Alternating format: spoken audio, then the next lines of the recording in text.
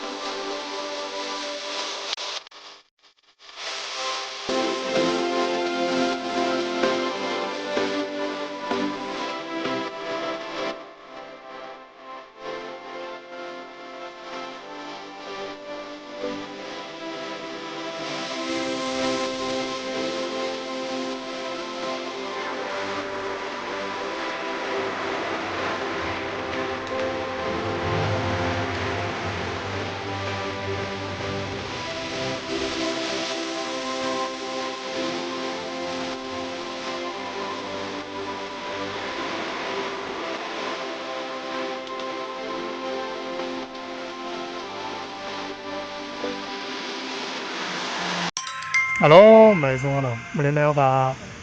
มาหอดถึงที่ย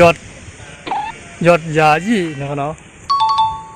ยอดยาจีคอฟฟี่นะครับเนาะกาแฟนะครับว้าวสวัสดีครับวันนี้เรามาถึงที่ยอดยาจีคอฟฟี่อยู่ที่อำเภอเทิงเชียงของเชียงรายนี่แหละนี่ครับข้างล่างนู้นก็จะเป็นที่ถ่ายรูปทั้งหมดว้าวตอนนี้ก็จะเป็นประมาณ4 โมงกว่าๆแล้วที่ถ่ายรูปก็มีเยอะนะเดี๋ยวก็เราจะพาทุกท่านไปชมลูกข้างล่างนู้นนะนี่อันนี้ก็จะเป็นผู้ชิพะเชียงของเชียงรายอำเภอเทิงแถวๆนี่แหละข้างล่างนู้นก็จะมีสะพานสวรรค์เดี๋ยวเราจะไปด้วยกันนี่นะครับผู้ชิพาเสียงของแล้วก็เป็นผู้ชิพาเสียงของนะครับแล้วก็ได้เป็นที่ถ่ายเกี่ยวข้างนะครับว้าวนะครับยอดยาที่จะเป็นที่ถ่ายรูปเราลงไปข้างล่างกันเลยเราลงต้องได้บนเจ้ากันนะที่นั่นก็ได้เป็นที่ขายกาแฟนะกาแฟนึงครับนะครับที่ถ่ายเกี่ยวข้างก็มีครับมาหาเราแล้วมันครับ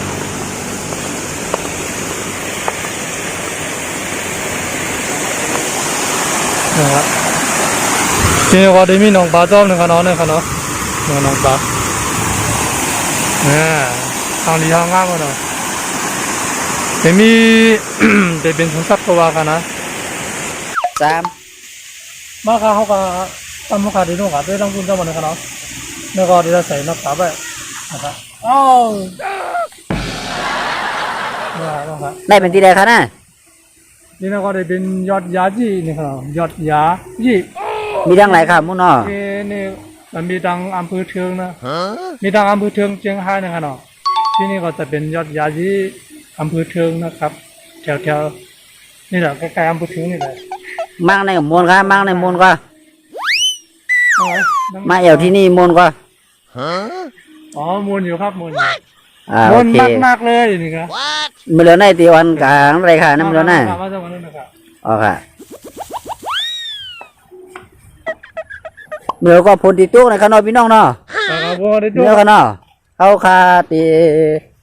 บ่ได้ไถนำเขาเนาะเพราะว่า เขาค่ะตีไทยนี่พี่น้องเขาในเป็นอาหารมาเร็วในเป็นโคเมืองผีในข้างนอก โอ้มึง ในค่ะ มาค่ะ มีตังขึ้นมีตังลงในข้างนอก มา พวกขึ้นตั้งในกับปองปุ้นกระโดดพวกไอ้ขานั้นนะอ๋อเลยค่ะเจ้าตั้งเนื้อในก็แคมหลังคาในเป็นตีไถดุไถแค่พังในข้างนอกอันนี้ค่ะกำเข้าคาดีออนพี่น้องของมืดด้วยกันเนาะนะครับแคมเตเดค่ะแคมเตเดค่ะว้าวอันไหนค่ะจอนิโก้ค่ะไหนนิโก้ค่ะ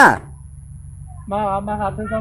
อันนี้เป็นคอกำเจียงตื่นในข้างนอกอันนี้เป็นคอพังในข้างนอกเขาเต็มไรอย่างในข้างนอกพี่น้องเขาค่ะอันนี้พ่อเขาหลวนในก้นหลวงคือเนี่ยมันสูงเท่าขนาดไหนมีกูค่ะเนี่ยมีกูค่ะฮัลโหลแคมเต้บ่เอ้แคมเต้ค่ะแคมเต้ค่ะพี่น้องเขาก็มีขยำตันนี่ก็ไม่เอาด้วยค่ะ อันนั้นเป็นหมูจุ่มหล่นเขาในเช้าหน่อยเขาในข้างนอกไอหมูจุ่มเช้าหน่อยเขาในข้างนอกเช้าหน่อยของน้ำเตะค่ะ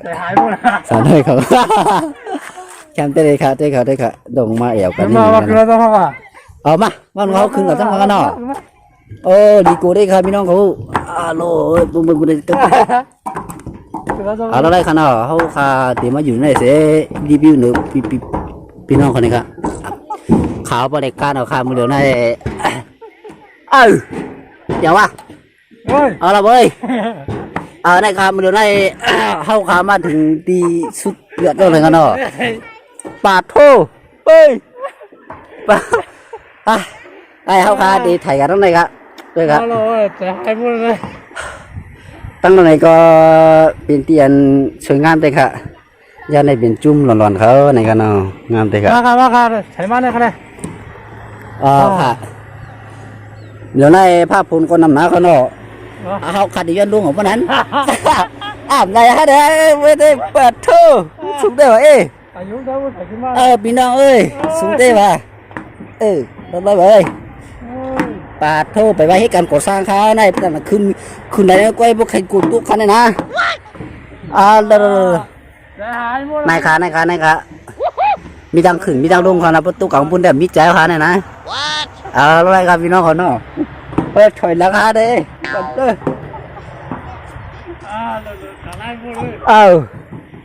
แคมได้ค่ะอันได้จำขึ้นด้วยค่ะพี่น้องได้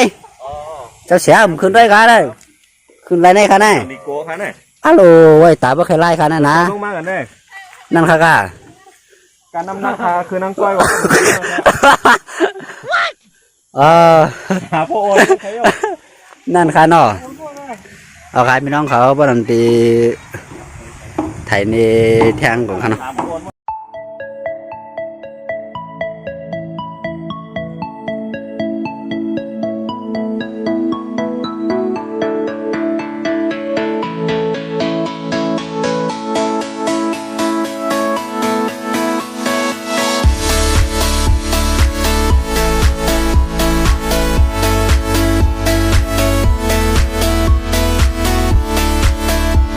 มันเอาได้เป็นส่วนหมอกนะขนาดเหมือนในเหวของอินมันก็เหี่ยวมันก็ดึกออกมันก็ดึกแห้งนะขนาดนะครับก็บอกว่าเป็นข้าวนั่นน่ะเนาะนะครับด้วยข้างดีตายอยู่ขนาดอันนั้นก็ได้เป็นคืนไหลสูงนะครับคืนไหลมุกผีนะครับบนวันนะครับว้าวเลยครับนั่นนี่ก็บันทึกเทศใหม่นะ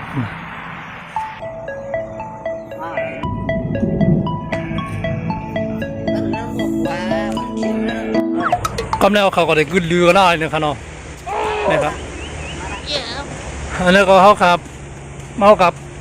มาต่อเต้าก็เขาขับมาวิ่งเหลีด้วยนะครับได้ตั้งแต่มัดเหลีนะครับเนาะนะครับ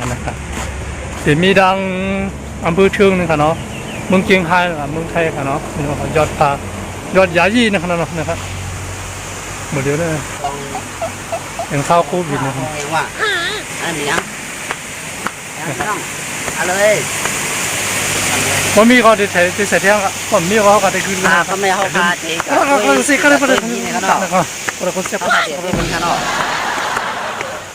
พาไปเอาด้วยนี้นะครับไม่ต้องเขา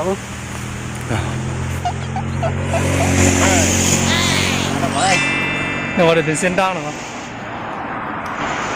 เอาล่ะพี่น้องเขาได้จ่ายอย่างด้วยมีแค่นี้ครับ โอ้ยอยู่ตรงนั้นด้วยต้องหาตรงนั้นนะครับ เอานี่มาถ่ายให้ดูหน่อยสิให้มันตรงนี้น่ะ นี่แหละ